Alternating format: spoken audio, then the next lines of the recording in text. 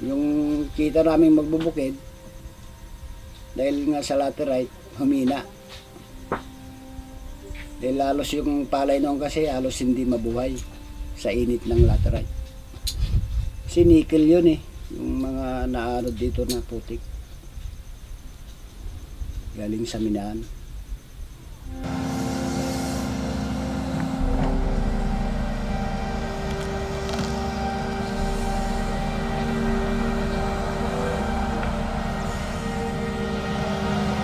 The massive destruction in the Philippine environment is caused by the extraction of natural resources, especially mineral resources.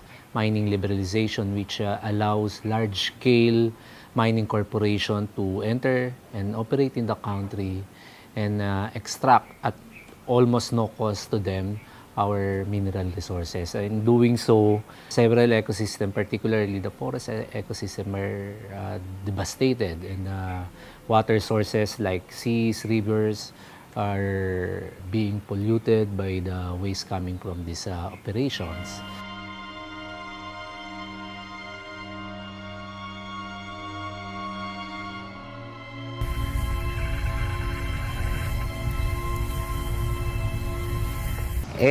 Makaharbis ako ng 2 hektarya ko, aabot ng 200.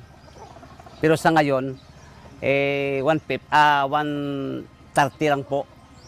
The biggest threat to food security that farmers and consumers are facing pertains to the changes that we're experiencing around climate and weather. So I think it's the issue of climate change and its impact in food and agriculture.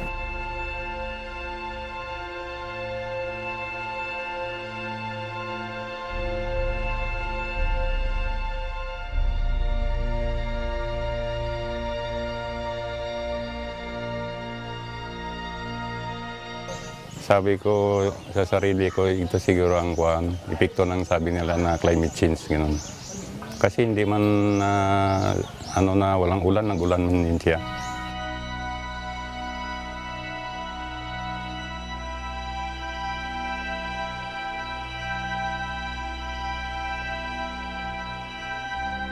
There's so many threats to our earth, to Gaia.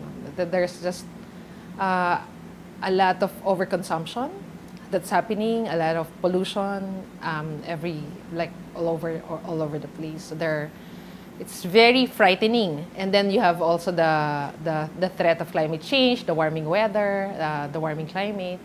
So it's quite threatening. But there are also a lot of pockets of hopes, because a lot of people are really grouping together and working together to address certain issues.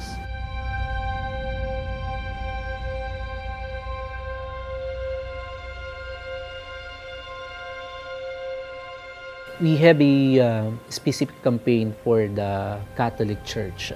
We call it the Divest Vatican. We want to urge the Catholic Church to divest their financial support to corporations, particularly fossil fuel corporations, which are doing more harm to our environment and to our people. Expectations for the Catholic Church and specifically for the Pope is to deliver a very strong message against the carbon polluters and to make them more accountable to the world for what they're doing in driving the different crises that some of the environmental crises that we're experiencing. And really enact climate justice, especially like in developing countries, which feels the impacts of climate change and the impacts of environmental stresses. So we have to make those countries and corporations much more accountable.